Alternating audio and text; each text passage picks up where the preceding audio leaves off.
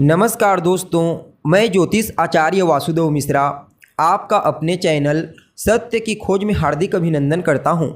दोस्तों, आज का यह ज्योतिष का कार्यक्रम आप लोगों के लिए यानी कि कर्क राशि वालों के लिए बड़ा ही खास कार्यक्रम साबित होगा। आज हम चर्चा करेंगे ग्रहों के सम्राट सूर्य के राशि परिवर्तन प्रभाव के बारे में। जी हाँ, अपनी वर्तमान उच्च राशि अग्नि तत्वीय राशि मेष राशि को छोड़कर दैत्य गुरु शुक्र की साधारण राशि भूमि तत्वीय राशि वृषभ राशि में प्रवेश करने के लिए जा रहे हैं, जहां कि वो 15 जून 2024 की शाम तक रहेंगे। इसके पश्चात पुनः राशि परिवर्तन करके मिथुन राशि में प्रवेश कर जाएंगे। तो ऐसे में बड़े विस्तार के साथ जानने का प्रयास करेंगे कि भुवन भास्कर सूर्य वृषभ राशि में गोचर करते हुए किस प्रकार से आपको प्रभावित करेंगे। इस गोचर काल के दरमियान जीवन के किन किन क्षेत्रों में आपको विशेष तौर पर सफलता की प्राप्ति होगी, तो वहीं कौन कौन सी सावधानी आपको बरतने की आवश्यकता है। साथ ही साथ सम्राट सूर्य के इस राशि परिवर्तन प्रभाव को और ज़्यादा बेहतर परिणाम प्रदायक बनाने के लिए क्या उपाय आपको करना चाहिए, सभी बातें विस्तार के साथ आपको बताएंगे। इसलिए कार्यक्रम को अंत तक देखने का प्रयास कीजिए। और अगर आप अपनी जन्म कुंडली पर हमसे परामर्श लेना चाहते हैं तो डिस्क्रिप्शन बॉक्स और वीडियो के अंदर आपको हमारा कॉन्टैक्ट नंबर मिल जाएगा, जहां से आप या तो डायरेक्ट फ़ोन कॉल के माध्यम से या फिर व्हाट्सएप के माध्यम से अपॉइंटमेंट लेकर अपनी जन्म कुंडली का विस्तार पूर्वक अध्ययन करवा सकते हैं। जी हाँ, तो दोस्तों, सूर्य कौन है? सूर्य तो मान सम्मान, पद प्रतिष्ठा, सफलता, ऊंचाई, आरोग्यता, सरकारी नौकरी और कहीं न कहीं आत्मविश्वास के प्रतिनिधित्व करता ग्रह सूर्य हैं। अपने इन्हीं कारकत्वों के चलते हमारे जीवन के विभिन्न पहलुओं को नियंत्रित करते हैं। जब सूर्य जन्म कुंडली में बली होते हैं तो फिर जातक को उसके जीवन काल में हर कार्य में मान सम्मान, पद प्रतिष्ठा, प्रसिद्धि और वर्चस्व की प्राप्ति उसे होने लगती है। इसके साथ ही उसका शरीर आरोग्य रहता है। सरकारी क्षेत्र में विशेष लाभ मिलता है, चाहे नौकरी के क्षेत्र में हो या फिर व्यापार के क्षेत्र में, हर जगह उसे सफलता की प्राप्ति होती है। पिता के साथ तालमेल ठीक होते हैं। जबकि सूर्य किसी भी तरह से पीड़ित होते हैं तो फिर सफलता प्राप्त करने में कठिनाई होती है, मान सम्मान में कमी आती है, पिता के साथ तालमेल में कमी आती है, नेत्रजन्य पीड़ा, हड्डियों से संबंधित परेशानी और सरकार से नुकसान होता है। इसलिए सूर्य का बलवान होना बेहद आवश्यक माना जाता है, चाहे फिर जन्म कुंडली में हो या गोचर कुंडली। अब देखा जाए तो सूर्य यहाँ पर वृषभ राशि में गोचर करेंगे, जो कि उनकी शत्रु राशि है। लेकिन आपके लिए इस गोचर काल को किसी वरदान से कम नहीं कहा जा सकता। ऐसा भला क्यों?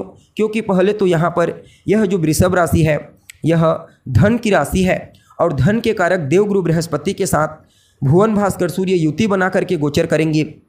इसलिए सम्राट सूर्य का यह गोचर आपके लिए बड़ा ही अद्भुत और श्रेष्ठ परिणाम प्रदायक साबित होगा। जी हाँ, अब देखा जाए तो कर्क राशि के जातकों के लिए भुवन भास्कर सूर्य का यह गोचर आपकी राशि से लाभ भाव में होने के लिए जा रहा है। अब यहाँ पर सूर्य आपके धन भाव यानी कि आपके दूसरे भाव के स्वामी बनकर लाभ स्थान में धन के कारक देवगुरु बृहस्पति के साथ युति बना करके गोचर करेंगे, जो कि आपके लिए आपके भाग्य भाव के स्वामी और आपके षष्ठ भाव के स्वामी बनते हैं।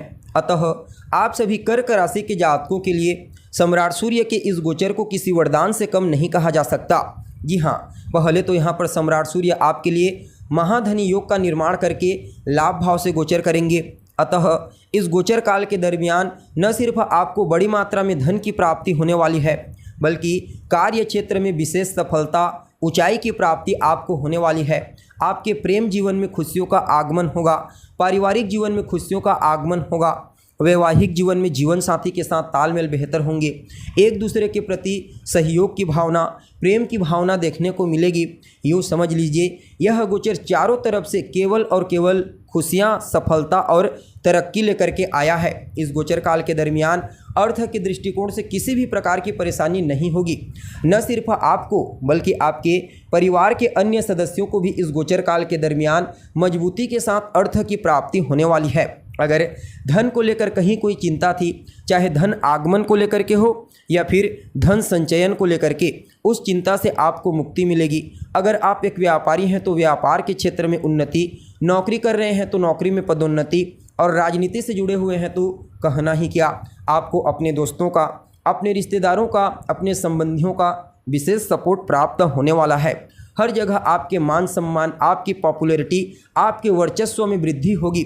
यूँ समझ लीजिए व्यक्तिगत रूप से यह गोचर आपको धीरे धीरे करके इतना ऊपर उठा देगा कि आप स्वयं भी हैरान रह जाएंगे कि आखिर ऐसा हो कैसे रहा है। जी हाँ, बाकी दाम्पत्य जीवन में तो खुशियों का आगमन होगा ही होगा।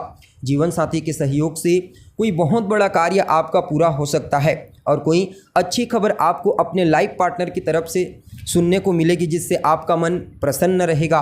कुल मिलाकर के देखा जाए तो यह गोचर वैसे तो खास करके धन के दृष्टिकोण से, सफलता और ऊंचाई के दृष्टिकोण से अत्यंत ही श्रेष्ठ साबित होगा, लेकिन यह समय आपके जीवन काल में एक नया अवसर आपको प्रदान करने वाला है।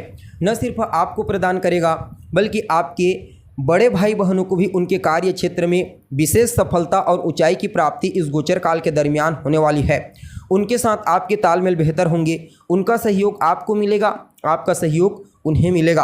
आपकी कोई अधूरी इच्छा है जिसके लिए आप लंबे समय से प्रयासरत हैं, लेकिन वह इच्छा पूरी नहीं हो पा रही है, तो समझ लीजिए वह इच्छा इस गोचर काल के दरमियान थोड़े एफर्ट में ही पूरी हो जाएगी।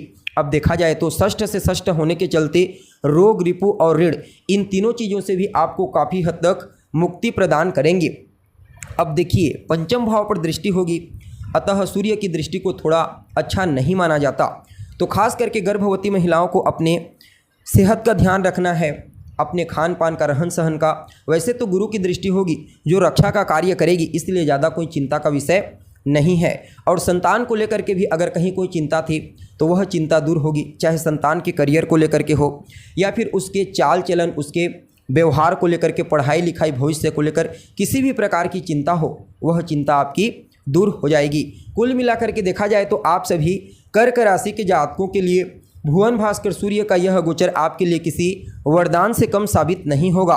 फिर भी समय को और ज़्यादा बेहतर बनाने के लिए आप रोजाना सूर्य देव को अर्घ्य प्रदान कीजिए। सूर्योदय के बाद तक सोने से बचिए, अपने पिता का सम्मान कीजिए, अपने बॉस का सम्मान कीजिए, उनका कहा मानिए, अपने वरिष्ठ जनों का कहा मानिए, उनका सम्मान कीजिए। बाकी यह गोचर आपके जीवन काल में बड़ा ही अद्भुत परिणाम आपको प्रदान करेगा।